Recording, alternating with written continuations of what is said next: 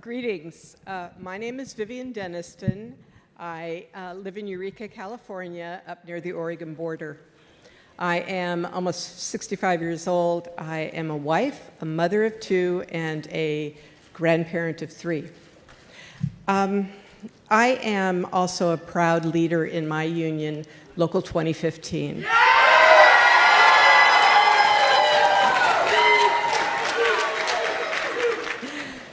A lot of proud people. So I am an in-home support worker for my adult daughter, Sarah. She's 36. I've cared for her for 18 years. She was born with a mental disability and developmentally disabled, autism, and she developed bipolar. When she was 13, they found a tumor in her left lower leg. It was an osteogenic sarcoma. So they tried to save her leg, but to save her life, they amputated right below the knee. So she endured 14 days a month for 8 months of chemotherapy. And she is tough. She has survived.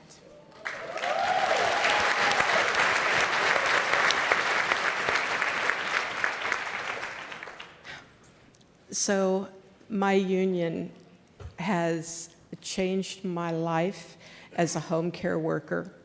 Never did I think I would be paid overtime, sick pay, travel time, and wait time. And that's just a few of our victories. So at our office in Eureka, we painted a wall purple and put all of our union victories up there because I wanted everybody that came in that office to know that was absolutely purple union power.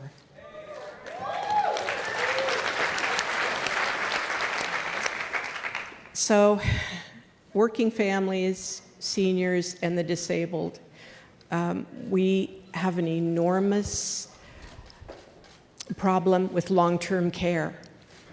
Obviously, this is super important to me because someday a stranger is going to take care of my child. So I want this program, this long-term care, to be the best it can be.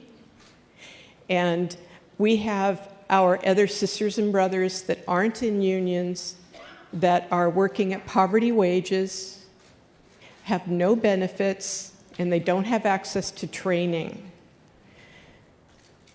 So we need to know what you can do for long-term care so that the people who receive the care, like my precious child, and the people that do that care receive a wage and the respect they need to continue working, support their families, and want to do this work.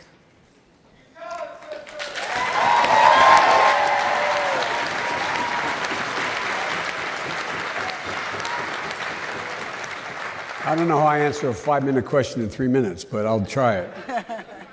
Unfortunately, I understand you. I got elected to the United States Senate. I was 29 before I was sworn in. I got a phone call saying my wife and daughter had just been killed in a tractor-trailer accident. My two boys were dead on top of their sister and their mom when the tractor-trailer hit them. They were hospitalized for a long time.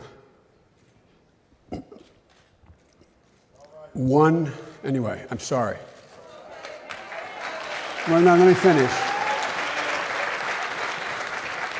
I was lucky. I had an incredible family to help me pitch in. I know what it's like being a single parent, believe it or not, even though I was a senator at the time making a lot of money, $42,000 a year I made. And folks, I was listed my entire career as the poorest man in the United States Senate. No, I'm not joking.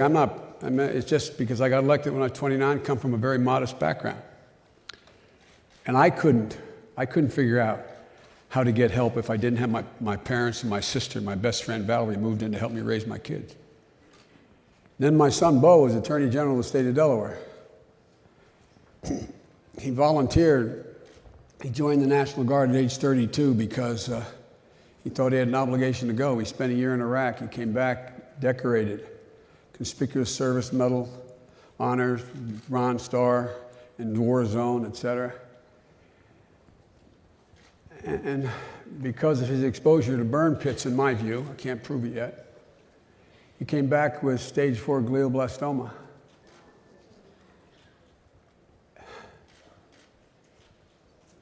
"18 months he lived, knowing that he was going to die. Nobody makes it. I can't imagine what I would have done were it not for the hospice workers. Matter of fact,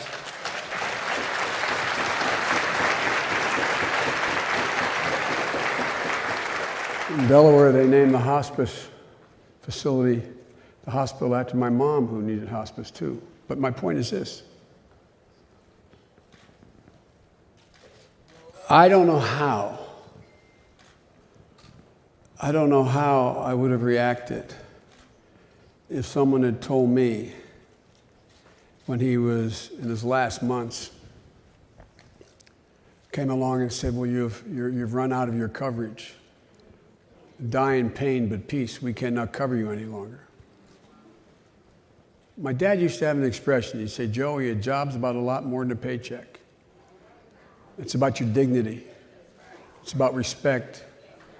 It's about your place in the community. It's about being able to look your kid in the eye and say, honey, it's going to be okay. Too many people can't do that anymore.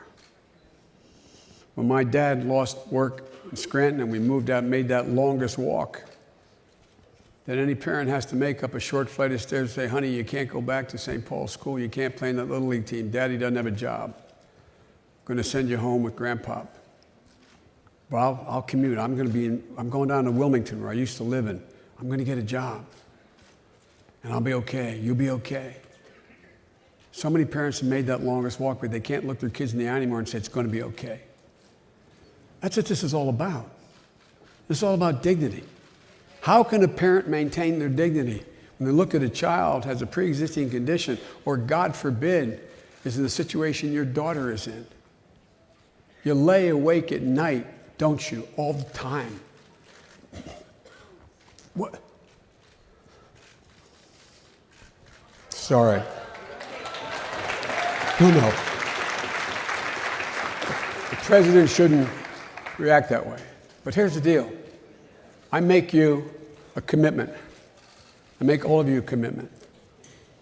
I will protect your right to health care as if we're my own family, because I understand. And in our administration, we provided also to be able to provide for all those people, 900,000. I carry a card with me every single day.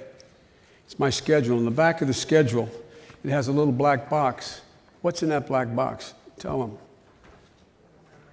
Well, I'll tell you. It says Daily U.S. Troop Update. It lists the exact number of troops killed in Afghanistan and Iraq. 6,898, not 6,800 or so. 6,898 fallen angels. You have wounded in those two places, 52,933. But here's what it doesn't say.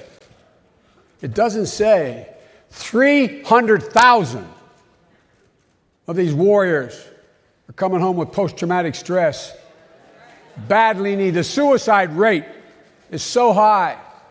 And what are we doing? What are we doing? We are not focusing, and we need another 78,000 psychiatric nurses. It should be free. We should train them for free. We should make sure that people get to school. And we should pay. One of the things we did was we pay people now to stay home to take care of their own. Pay them. Whether they're union or not, they should be paid. But everybody should have the protections you're talking about. And I commit to you, from the bottom of my heart, if I'm president, this will be one of the most significant priorities I have. Everyone deserves the opportunity as a parent to be treated with dignity and be able to take care of their kids. I'm sorry. I'm sorry. Thank you, Mr. Vice President. We're really glad that